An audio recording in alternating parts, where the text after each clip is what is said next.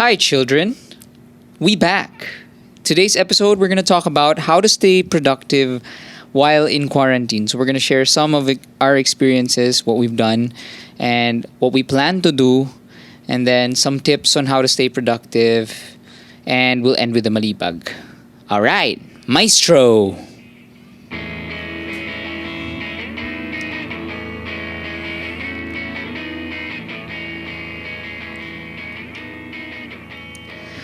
Welcome to We back. Welcome to the Wake Up Dreams That podcast. Welcome to the new world. Welcome. We are going to be talking about... Tag-intro ka na pala, no? What are we talking about? Well, we're gonna share some stuff that we've done. Ilang days na tayo quarantine. Personally, I think this is day 20 for us. But I think March 15 nag-start yung lockdown, community quarantine. Okay. So, I guess just like checking up on each other, what have we gotten done? So, I guess for the past 2 weeks, so the first week, just so you know, we tried doing that daily YouTube live thing. It's still available on Saab's YouTube channel, pero honestly, we tried. To be honest, nabugbog ako sa social media. Yeah. I couldn't take it. And therefore, it was hard to... So, I decided, alam ni Saab yun na I would leave my phone in another room and not look at it for hours. Mm-hmm. I just... wala talagang hindi ko na matake and it wasn't doing me any good. We have a lot of feelings. And not to say that not looking at social media will make the horrors go away. It's just we have to also take the time to take care of ourselves. Yeah. So, ayun. So, we couldn't do the daily thing because sorry. Kasi wala ako sa... Hindi ko ewan ko, parang I guess it was so toxic, the fucking Pimentel, mamatay ka. Wait, don't say that, Jim. I can't. Don't say that. Take it back. I take it back. Okay. He should be held accountable, but He should go to prison. yeah. Okay. So that's why we haven't been doing the daily pod because baka mga ganyan yung mga masasabi ko. And I don't wanna... You don't want to curse people. You don't want to Yeah. wish people ill. Which is exactly what, we needed to take a break. Kasi that's exactly how I felt na I was starting to wish so much evil on these evil people. Understandably so. There. And I didn't like who I was becoming. So I had to stop seeing the news. And tama ka naman, Sab. The right balance of being aware and being aware, socially involved, but at the same time balancing it with taking care of yourself. Yes, read up, sign the petitions that need to be signed, donate to who you can, spread the word. Yeah. So, okay, anyway, so because that's happened and we stopped doing the daily pod, I think we should still do some live streams regularly, but we'll get to that later. tweet us at hashtag wake up with Jim and Sab your thoughts. Anyway, ako, I'd like to I'll share what Sure, I've what been have doing. you been doing? If I were to compartmentalize it, in terms of creativity, I've been working on a solo musical Woohoo! project. Before the funny thing is the concept of what I've been doing is actually based on being in quarantine. But even before we were on quarantine, Before huh? we were on quarantine, so Is it in quarantine or on quarantine? We're in quarantine. in quarantine ata. So in quarantine. Okay, tama. Okay, I'm checking the lyrics lyrics that I wrote. Anyway, I'm gonna release that soon. On quarantine. Ah, I I don't know. I don't know. We'll figure it out. Anyway, Tweet us. Charot. it's been Hindi naman tayo makikita kasi wala tayong social media. I think it's Joke lang. been, We check our hashtag. Yeah. I think that's the most ano ba? That's the thing that's really been helpful for me is that when I wake up in the morning, aside of course from seeing the boys, seeing you and all the functional all the my main responsibilities is having something to look forward to and stress about. Yeah. I like being stressed. I'm a naturally stressed person. So I guess since wala na yung, linya-linya, our business is not really operating. I wanna interview you about that on a later episode, like how it is to be a small business owner and or medium ba? Ano ba kayo? We can do that with Adi. Yeah. Let's do that. Can you list it down? Yeah, okay. So that's what I've been doing, and I think it really helps na kahit papaano may structure ako. So I start my day later na. Pero what I've done is parang majority of my work within the day is working on this album. So working on tracks and getting mics set up, it really keeps me busy and it's been very helpful. The second thing I've done is exercise. I've been exercising a lot. I'm now doing aloe yoga with Saab. Kasi It's an app. it's 14 an app. days free. 14 days free naka-calendar kung kailan ako magka-cancel. So, Ang binibidyo. hirap kasi 21 days yung program ko 21 day yoga. Hindi, gawin mo. I-download ko na? I-record mo with your phone. Oh my gosh. Play mo sa laptop, record mo sa phone. It's actually I'm kidding. The whole I'm monthly kidding. fee of that. This is not a sponsored thing, by the way, but the whole monthly thing of that, the monthly fee is less than siguro one session at a yoga studio here, locally. So it's pretty. Fairness. It's cool. We'll see how I like it. Oh, But pero that's- naka-calendar. But that's something that I've been doing. Yeah, yoga. Just to insert what I've been doing. I'm on day 4 of my 21-day yoga journey. It's not as if it's the first time I've done yoga, but nakakatawa kasi itong Aloe Yoga app, dahil di naman nila tayo sponsored, pwede ako magreklamo. na walang, I would say, sana sa start ng subscription, merong quiz to find out, because they have so many classes, which is a good thing, but also, you don't really know which one to pick. So I ended up with an intermediate class. So nagulat ako na may mga OA na handstands kaagad. Pero okay lang, I'm charging through. Yeah, and yung aloe yoga, so you can get it on the desktop or your phone. Yeah, use the promo code Jim and Sab. Joke lang. Wala. Another tip rin, get a phone, play it, all the videos, tas i-record mo. Oh my gosh, Jim, you're such a Kidding. cheapskate. Kidding. Okay, Pero go. sa amin ni Sab kasi ako yung pag may mga ganyang He will subscription. not buy. Hindi naman. May mga subscription, ako yung naka-calendar talaga 3 days before. As in, naka-calendar 3 days before, tas yung alert ko 1 day before mag-alert. So Okay. technically 4 days before the end of subscription, magka-cancel na ako. Ako, I've done so many na nakalimutan ko mag-cancel. Tapos Sobrang nag-auto-renew. dami na. I don't regret it. Sobrang Just a little bit. Drum lessons mo. Stop it! Sayang kung may drum set ka dito. You could have done drum lessons. Kaya nga, wala nang drum set. Anyway, okay. Okay. Ano pa? What else have you done? Well, Made me feel bad. Share ko Joke lang lang. dun sa exercise. What another thing I was doing was, which we shared on the live pod, I've been doing weights. Buti na lang I have those weights na parang adjustable thingy. So anyway, What do you mean? Um, Yung you can adjust the weight the of weight, it. Okay. hindi sobrang daming weights. Okay. So if you have little space, perfect siya. So anyway, Click on these affiliate links. Charot.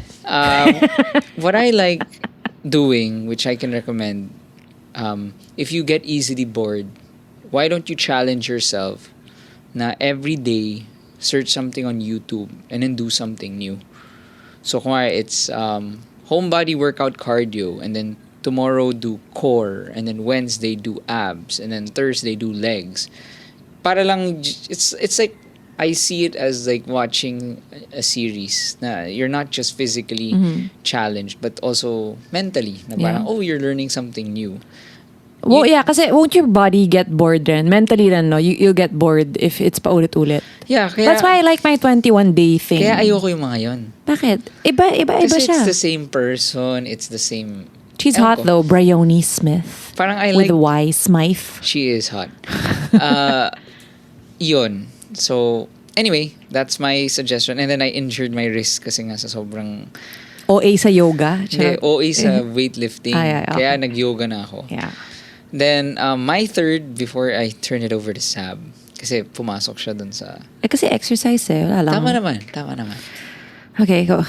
I created a schedule for the boys. Parang we tinatrato na since we have 2 kids, we are, and Pancho has therapy, we are trying to make some form of schedule na. So like the boys have music time, they have exercise, they have whatever. So Storybooks. yeah, so yun, ikaw Sab. Yeah, actually kasi si Jim is not work from home dad. Ako, I'm more used to that, having the boys around. And pero sayangan ako dito sa ano na to. Parang pwedeng ibang episode to. Sige, ibang episode na lang to. Go lang. Naming content. But, sige na nga, whatever. I'm used to having the boys around, like just in the next room as I'm working in my home office. And the guilt that stay-at-home moms, work-from-home moms feel when they're like just physically parang an arm's length away from their kid and then you're not with them. Diba you felt that? I feel it every minute. Yun nga kaya nga I feel for you kasi hindi ka sanay sa ganito. And I always have to reassure you na it's okay, Jim. Yeah, buti nga you're here. It's just a few, of course you have to, I mean, even if Linya Linya is not operational because you're taking care of your employees right now, making sure they're not getting sick, work still has to be done. So give yourself that. All right. So aside from the boys and being with them most of the time, that's what I've been up to. Chloe, how about a quick Chloe update. quick review? Hindi on ba yun your- for the what we've watched and what we want to sige, see sige, sorry. episode. Pero okay lang. Chloe? Sige, doon ka na lang kasi marami akong gustong sabihin about it Sige. We'll save that for another episode this week probably. Yeah. But yeah, I also have been taking more because I really like doing the laundry and I don't really have time for it when on a normal day. Pero now I really like immerse myself in it. I really do. That's what I've been doing. I've been like making sure like parang I really like doing it.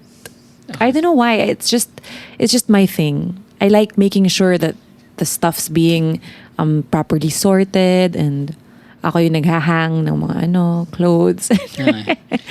Just to say that, I mean, that is a productive thing, but also it's just something that I like doing.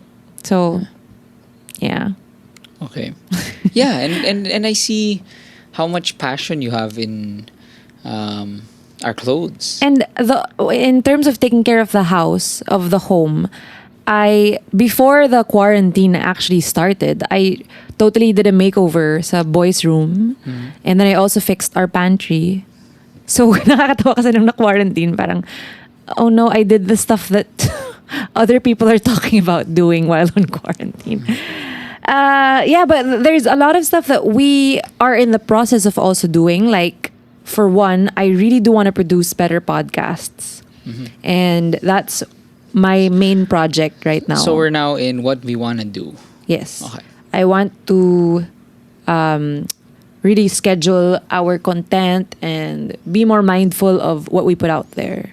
Because masaya naman yung chikahan portion. Pero wala lang, mas maganda rin na may structure tayo. Well, I guess parang I think what we've seen is that especially during these times, no, parang it's good to share basically it's good to share some stuff because that would help especially everyone's sanity. So we want to continue having a good time, pero we want to share some stuff that we're learning also. Yeah. Kaya what I want to do is I'm taking up music lessons. So if here's another thing, if you're a musician or if you're a starting musician, Fender Play has parang 500. It's a website or an app, and you can sign up. They're giving free guitar and bass lessons for the first 500,000 who are signing up. So yun, I signed up. So did you get it? Yeah, I got it. They just emailed you a link, ganon? Yeah. So, Nice. oo. Pero parang hindi ko kailangan eh. Ay, yabang. Okay. Sorry. Labo. No, I mean, hindi, kasi I looked at the... Bigay mo na lang sa listeners natin. I looked at... Kinuha mo pa yung slot, hayop ka. That's not what I mean. That's not what I mean. Kasi nung nakita ko yung regimen, parang medyo... Baka naman ladder method yan na sa start medyo beginner, baka hindi ko basic. na-click na may mga advanced stuff pa. Ikaw na. Charot. What else? Another thing is masterclass. Ooh, what if I learn how to cook? Yes. Would you like that? Yeah. Please. We'll see. So, I've been trying. Yeah, Saab has been cooking for Pancho. Yeah. Why not? Go. Yes, okay. Well, hirap that's- walang ingredients. Ang hirap mag-grocery. Yun rin. Masterclass. Masterclass, well, hindi natin, well, just, I might subscribe. I think I might get, yung masterclass yung sa YouTube, yung mga professional So people. Natalie Portman will teach you acting. Gordon Ramsay, I think, will teach has cooking. Baka yung kaya yung i-take ko. Go! Ako kinuha ko Hans Zimmer. Oh, Musical scoring. nice. So, anyway, here's what we want to share lang. Before we end. So first, I think right now in trying to stay productive, the most important thing is before you even begin, you have to have some sort of structure.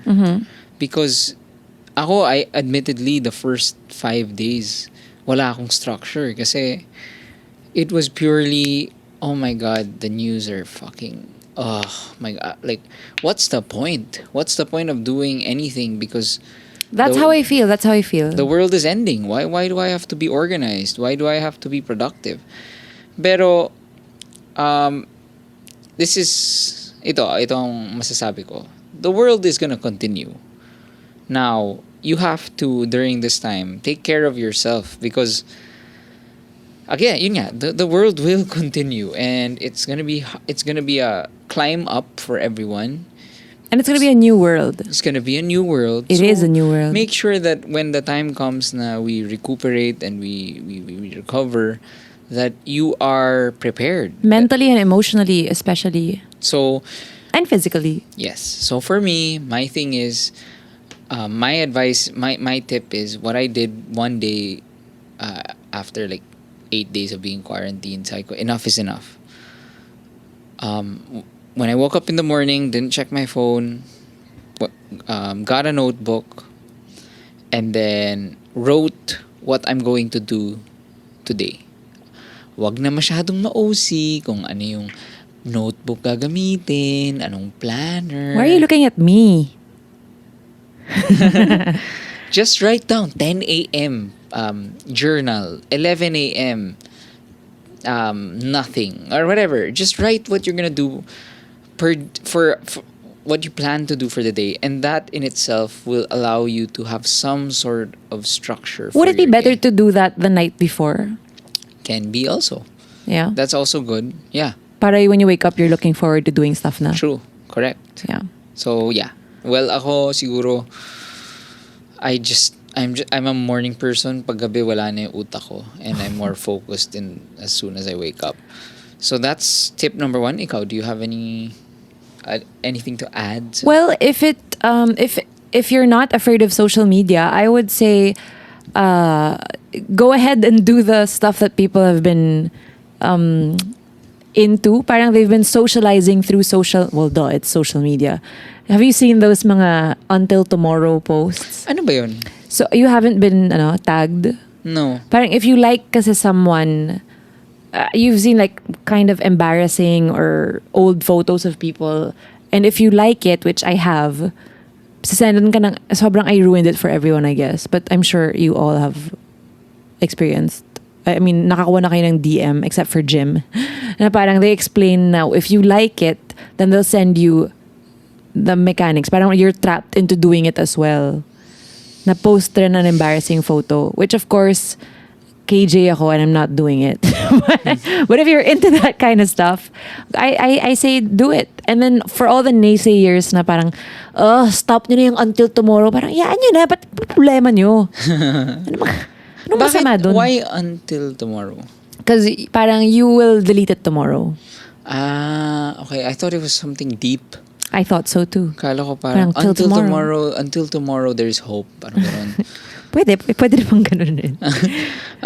Okay, Nakakatawa kasi I searched on Twitter kasi until tomorrow. Kasi nga, nung hindi ko pa alam what it was. And then everyone there is just complaining about it. Like, these fucking until tomorrow posts, blah, blah, blah. And I'm just like, God, like, obviously, like, this is the one time that you can say, ang dami-daming problema sa mundo, yan pa yung pinaproblema mo. But it's okay. It's okay if you get annoyed. But also, you're not really trapped into doing it. You can just easily just not do it. Yeah. But don't get mad at people who are doing it. Yan. Okay. And then I've just decided on the fly. Magkakaroon tayo ng 3 separate episodes for this. Oh. So, I just want to continue this productivity series. Okay. This master class. Oh. So after this, we're going to have an episode on structure. We're going to have an episode on mental and emotional self-care. Oh. And we're going to have an episode on tools that you can use. Yeah. So anyway, I guess that's just an overview of what's going to happen. Pero I also want to remind people that even if structure or productivity is a great way to cope right now, I also encourage you to just relax and take a break, stay in bed, watch TV. I mean, I'm sure we've been working really hard and stressing ourselves out with all the traffic, everything, going to work, going to the office, dealing with people that you don't really want to deal with. Now you are just take a break for yourself. Yeah. yeah. But of course, again, still be aware of the horrors that are going on, and as much as you can, try your best to reach out to people who need it if you're in a position to. And yeah. Yeah. Okay, so we're gonna end with the Mali bag. Okay, the subject of this email is, how do I tell someone to fuck off? Here's my story. So, merong guy na nagchat sa akin noon. Clearly, gusto ako i-chicks, ganun, haha.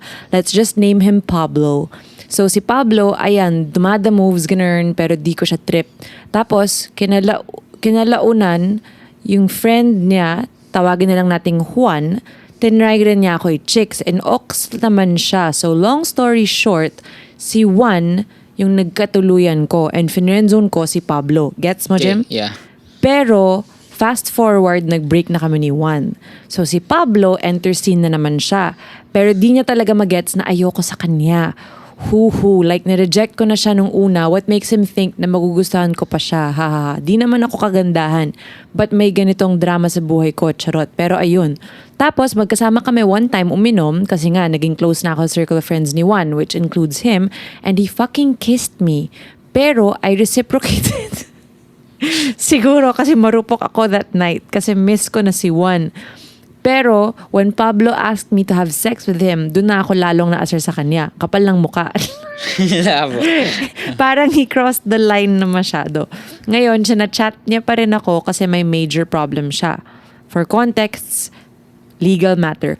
Pero, ayoko na siyang tulungan dahil nga sa ginawa niya. Nagsusorry naman siya. Pero wala na, grabe na yung foul niya. So ayun, how do I politely tell him to fuck off and die? Whoa! Also, ang bad ko ba to wish na sana he gets jailed? Oh my God. What the fuck? So it ends there. Medyo, Bakit siya galit na galit dun sa Pablo? tinanong daw kasi siya makipag-sex. Pero they were making out. I don't know. So how would Buti nga you... tinanong eh. That's true. I don't know how to react to this. Wait, can I process it? So she was dating Pablo. No, Niniligawan siya ni Pablo. tinry siyang ligawan. Oo, and then naging sila ng friend ni Pablo. And So, nag-break sila, gusto siya ulit i-try, and then sinasabi niya parang, actually, hindi niya sinabi dito na, basta sinasabi niya, gusto raw niyang sabihan na ayaw talaga niya. Pero, kinis siya. And she reciprocated. Maybe the best way to tell him to fuck off is to not reciprocate a kiss. Not, okay, sorry. I'm not judging you. Wala ka na magagawa ngayon. Nagawa na, nangyari na. Yeah. But just one message that you can send him is to just say, sorry, I'm really not interested. I really don't, parang I don't want to hurt you anymore. And I'm sorry that happened. I was at a low point and it's just not gonna happen. I'm sorry. And then just never reply to him anymore. And sorry, even if you've become friends with one's friends, if that involves Pablo, a guy who really likes you, just make sure you steer clear of him. Kasi that guy is just really into you. Why does she want him jailed? I think this Kasi nga parang sabi may legal criminal tong matter. gagong to. Sabi may legal matter na major problem. Okay. So talagang iwasan mo, talaga. Just stay away from him. You don't. I mean, the best way to tell someone to fuck off is just really to be clear. Honestly, I don't think you're being clear with him. That's what's for sure. That's what's missing here. For sure. I don't think he would still keep trying and leaning in to kiss you and then asking you to have sex if you're being very clear. Yeah. So just be clear. Just say, ayoko nga, even if you have to be blunt about it, even if you have to be kind of mean, like, ayoko nga talaga sa'yo. That's the best way to tell him to fuck off. Yeah. Like, ayoko nga talaga. Yeah. Tangin na namang hindi mo naiintindihan. Ayoko nga sa'yo. Sana makulong ka, putang ina. Charot. Kulong ako sa'yo eh. Nakulong na ako sa puso mo. Charot. Ito. Iposas mo na ako. Posas mo na ako sa puso mo. Kung legal matter ang ma-in love sa'yo, ikulong mo na ako. Wali. Oh, I'm so sorry. Kung legal matter to. Kung legal matter to. Punta na tayo sa barangay. Kung legal matter to, ikaw legal wife. Hindi ko gets yun. Hindi ko gets yun. It's a movie, an old movie. Ako legal wife. Okay, that's right? Yeah. That's the best way to tell someone to fuck off. I mean, I think what she's trying to say is how to turn someone down. Yeah, that's it. Just be clear. Just be clear, Jim, diba? Yeah. If kumari sabihin sa'yo ng girl na, sorry, ayoko talaga. Na seryoso, ayoko talaga. Yeah. And iba yun sa, or not wag na muna ngayon. or not Pag ganon, okay, you're still leading him on. Or hindi ka magre-reply for 10 minutes and then, for like 10 hours and then magre-reply ka pa rin. Oh, wag ka na mag-reply. Mag-reply. Well, you don't owe him anything. Just say, sorry, ayoko talaga and ayoko nang patagalin pa to. Sorry na nag-kiss tayo. Honestly, I'm so sorry to say it, pero I didn't mean it. It didn't mean anything to me. And let's just forget about it. Let's move on. And this is the last message I'm ever gonna send you kasi ayoko nang magkaroon pa ng mixed signals. I'm sorry. Bye. Have a good life. Bye.